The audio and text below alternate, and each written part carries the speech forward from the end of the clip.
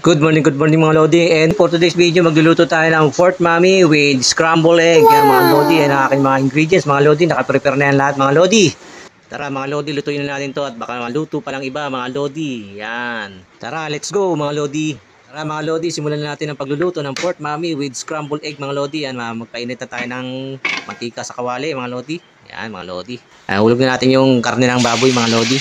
Yan, isang kutsa lang natin siya mga Lodi. Yan, maglagay tayo ng pork cubes mga Lodi para malasang-malasa ang karne ng baboy mga Lodi. At ayan mga Lodi, naka-deep fried na yung karne ng baboy mga Lodi. Hulog naman natin tong sibuyas at bawang mga Lodi. Gisa-gisa lang mga Lodi.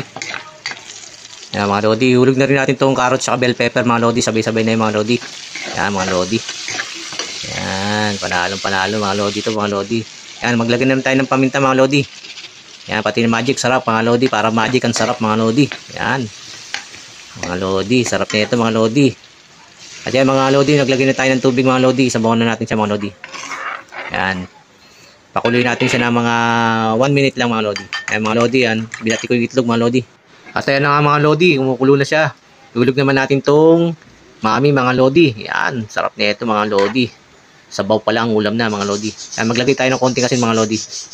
Natikman natin. Yan mga Lodi. Wow. Yan mga Lodi oh. Hulog na rin natin itong repolyo mga Lodi. Siyempre may gulay yan para healthy mga Lodi. Yan mga Lodi. Pati na rin ang itlog na binati mga Lodi. Yan, scramble yan mga Lodi. Yan mga Lodi oh. Panalo mga Lodi. Wow, sarap. Neto kumain mga Lodi. Tama-tama sa umagang kay ganda. Yan mga Lodi, naglagay tayo ng onion leeks mga Lodi. Wow. At ayan na nga mga Lodi, ang ganda niya ng tignan at luto na siya mga Lodi. At ayan na ang aking finished product ng pork mami with scrambled egg mga Lodi. Wow. Tara, panginita niyo mga Lodi. Happy eating at God bless all. Thank you for watching. Bye-bye. Wow.